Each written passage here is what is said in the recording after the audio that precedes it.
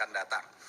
Oleh karena itu, tadi saya kira semua sudah mendengarkan apa-apa yang disampaikan oleh saya, oleh Pak Muhaimin, oleh Pak Ahmad Ali, dan juga oleh calon Presiden Republik Indonesia. Saya kira kita langsung nanti pada tanya jawab saja, apa kira-kira hal yang ingin ditanyakan, yang ingin bisa lebih didalami oleh teman-teman media sekalian. Saya kira itu, terima kasih. Assalamualaikum warahmatullahi wabarakatuh. Assalamualaikum warahmatullahi wabarakatuh. Berarti langsung dari rekan-rekan, langsung ditampung dulu aja. Oke, baik, yang paling dekat dulu, silakan. Assalamualaikum Bapak-Bapak. Terima kasih atas waktunya. Saya Niko dari Harian Kompas. Pertama untuk Pak Saiku, ya. Setelah ini apalagi ya Pak yang masih dipertimbangkan oleh PKS untuk bisa membuka diri pada Gus Imin. Tadi di dalam tuh saya lihat Mas Anies juga banyak ada pantun, ini bendera juga sudah menyatu. Apalagi yang masih ditunggu oleh PKS untuk bisa membuka diri. Lalu tadi juga nyanyi Mars Jalal Walton ya Pak, yang biasa mungkin dibawa oleh PKB kemana-mana. Itu kayaknya juga baru pertama kali nyanyikan di sini. Itu pertanda apa juga itu? Lalu untuk Presiden PKS juga dan Caimin terakhir. Ada pandangan juga nih PKS dan PKB sulit bersatu gitu ya untuk karena memiliki basis suara dan spektrum ideologi yang mungkin berbeda gitu di akar rumput. Bagaimana menanggapi hal ini dan menyelesaikan persoalan ini? Apakah ada pembagian peran dan strategis Caimin dan Pak Saiku? Baik, terima kasih. Yang tengah kita bagi dulu. Dari yang tengah ada? Ya, silakan. Saya Arif dari Narasi.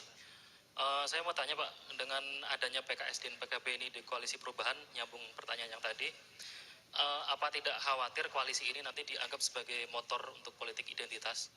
Itu yang pertama. Yang kedua, untuk Pak Anies, tadi kan dari KSPSI menyatakan mendukung Bapak Anies dan Pak Muhaimin. Selamat Pak ya.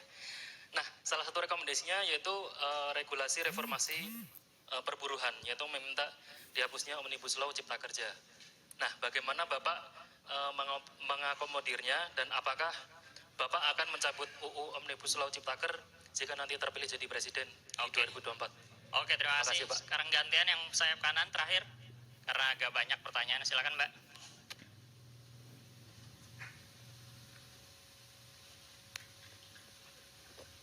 Assalamualaikum, izin Pak, saya Bella dari CNN TV.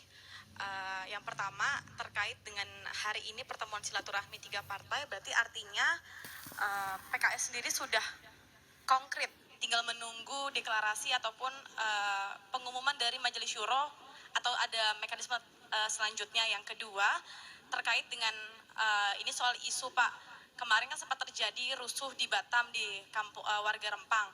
Tanggapan dari Pak Anies dan Caimin supaya tidak terjadi hal tersebut kembali, apalagi mengenai anak-anak sekolahan begitu gas air matanya.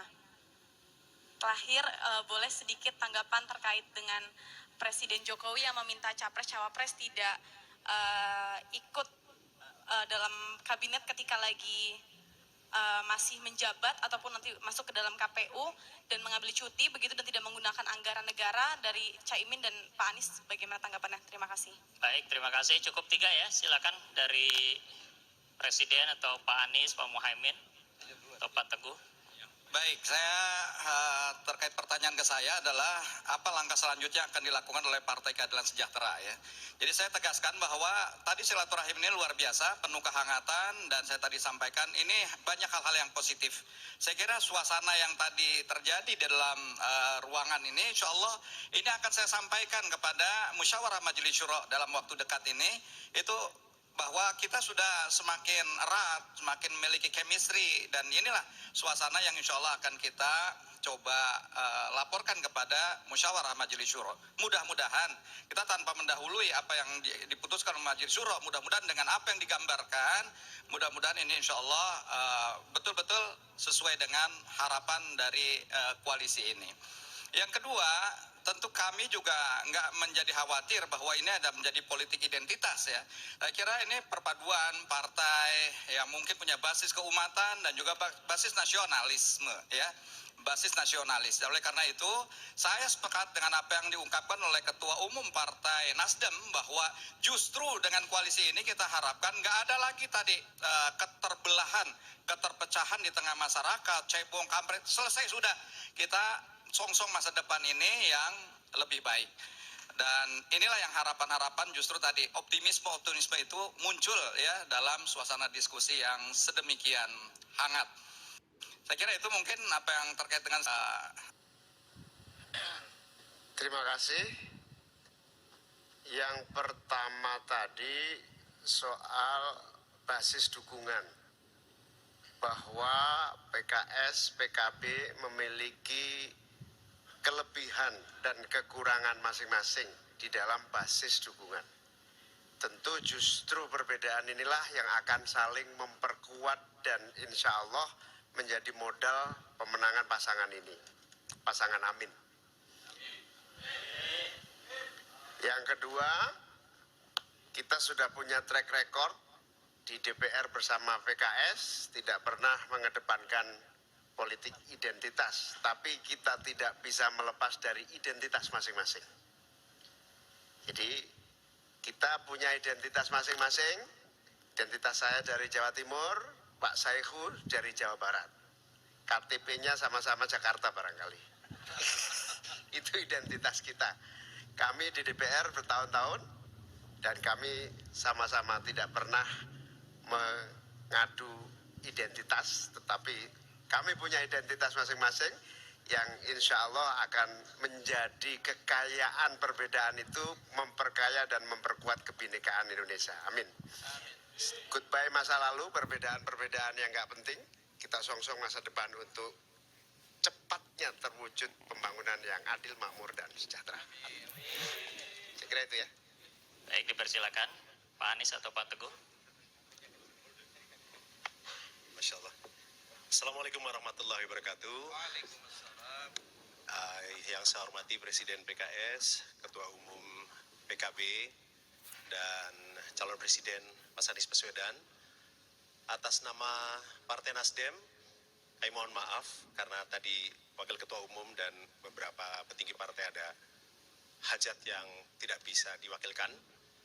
Kami ingin menyampaikan penghargaan yang tinggi kepada PKS dan sekali lagi kami sungguh berbesar hati atas sambutan yang penuh persaudaraan, persahabatan dengan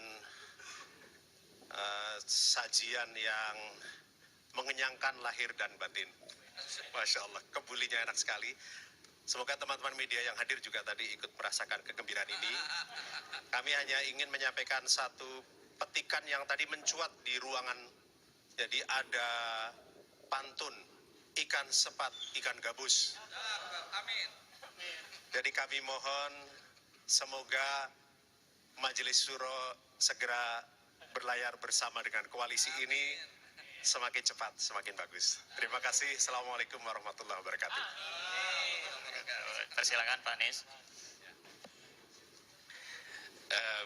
Tadi terkait dengan dukungan dari KS PSI, saya perlu garis bawahi bahwa prinsip yang kami kedepankan adalah prinsip keadilan, dan perubahan yang kita dorong adalah untuk membuat kebijakan-kebijakan yang berkeadilan.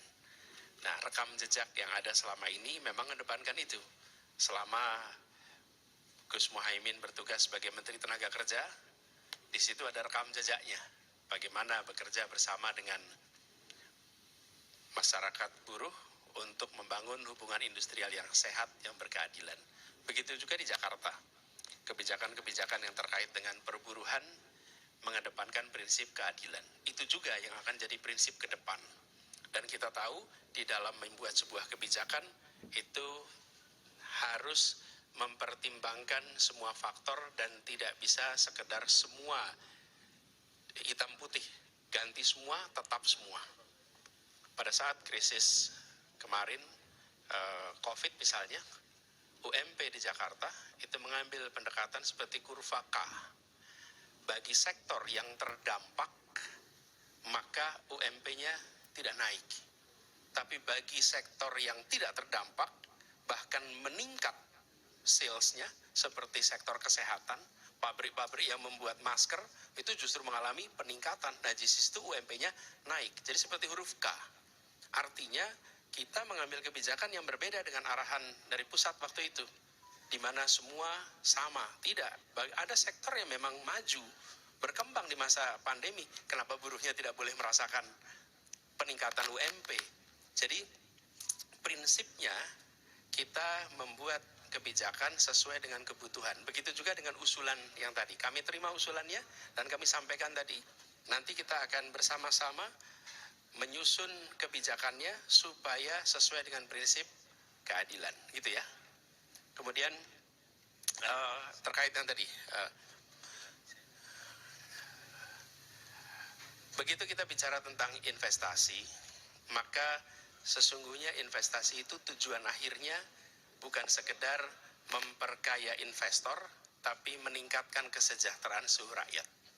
Itulah tujuan utama ketika kita membuka Indonesia, membuka kesempatan untuk ada investasi. Karena itu kan prinsip ini dalam situasi apapun. Karena kita tahu bahwa pelaksanaan selalu ketemu dengan berbagai macam tantangan di lapangan. Nah, kalau kegiatan investasi justru memicu penderitaan, justru memicu kondisi yang tidak sehat di dalam kesejahteraan rakyat, maka ini perlu ada langkah-langkah koreksi. Kami merasakan pengalaman di Jakarta ketika ada tindakan-tindakan kekerasan yang menyangkut penggeseran, penggusuran, itu luka sosialnya lama. Teman-teman mungkin ingat di Jakarta pada masa di mana kampung-kampung dibolduser, kampung-kampung digeser, itu lukanya lama. Saya datang ke tempat-tempat yang kita bangunkan rumah kemudian, misalnya masyarakat di Bukit Duri. Sekarang kita bangunkan rumah susun di sana. Itu kalau datang bertemu dengan mereka, mereka tidak pernah lupa anak-anak itu atas pengalaman traumatik yang mereka lewati pada saat kekerasan itu terjadi. Kamu akuarium, datang ke sana. Kita akan ketemu dengan mereka yang memiliki luka yang amat dalam. Nah, kami melihat pendekatan yang penting adalah pendekatan dialog. Bicarakan baik-baik. Apalagi ketika kita berbicara tentang proyek yang jangkanya amat panjang. Kalau proyek yang jangkanya amat panjang itu bisa diberikan tambahan waktu untuk proses pembicaraan itu berjalan dengan tuntas. Jadi, lebih baik dilakukan pembicaraan panjang, rumit, ribet, tapi melibatkan semua, dan sampai pada kesimpulan yang diterima, baru kemudian eksekusi. Dengan cara seperti itu, maka kita akan bisa merasakan pembangunan yang prosesnya dirasakan sebagai proses yang baik, yang benar. Jadi saya mengajak kepada semua pihak untuk menahan diri pada saat ini, dan bila kita yakin bahwa pendekatan mengandalkan keadilan itu dijalankan dengan benar, dan kami yakin itu, maka ketenangan, keteduhan akan hadir. Jadi kami melihat penting sekali untuk mengedepankan proses yang damai, proses yang melibatkan semua, dan beri waktu ekstra sehingga proses dialog itu berjalan dengan baik. Kami melakukan banyak sekali pengalaman di Jakarta ketika kita harus berdialog dengan warga, itu panjang prosesnya. Melalui fasilitasi yang tidak sebentar. Tapi begitu tercapai kesepakatan, jalan ke depannya itu mudah sekali karena semua merasakan manfaatnya. Gitu ya jawaban saya. Terima kasih. Baik, terima kasih. Tadi singkat saya mungkin Pak Presiden, tadi ada soal Yalal Waton, tadi mungkin maknanya bisa disampaikan. Dan terakhir untuk Pak Anies, ada titipan Pak, karena mungkin banyak yang menanyakan soal nama koalisi tadi dari Kumparan.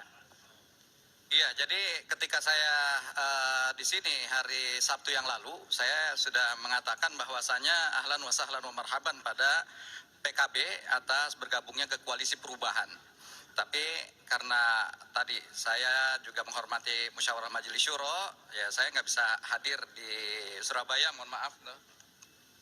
Tapi tadi saya ingin perkuat tegasan bahwa bukan hanya ahlan wa sahlan wa marhaban, tapi insya Allah kita ingin lebih erat lagi. Makanya tadi kita sama-sama menyanyikan lagu Yalal Waton. Dan alhamdulillah semua kompak dan siap untuk bersatu. Ya. Saya kira itu ya. Koalisi, nama koalisi. Nama koalisi. Oh, sebetulnya kan namanya tetap perubahan, bukan? Kalau pada nyingkat juga nyebutnya koalisi perubahan, bukan?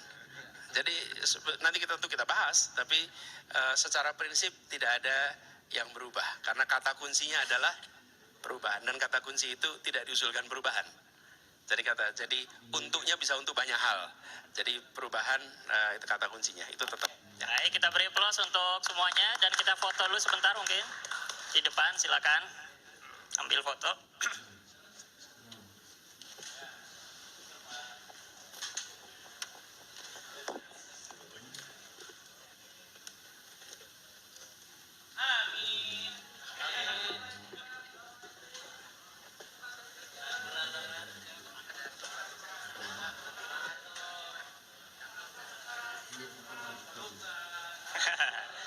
Gandeng Ustaz, gandeng.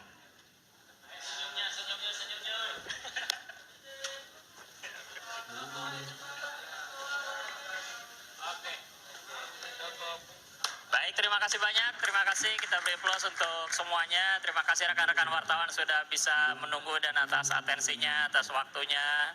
Terima kasih semuanya. Assalamualaikum warahmatullahi wabarakatuh.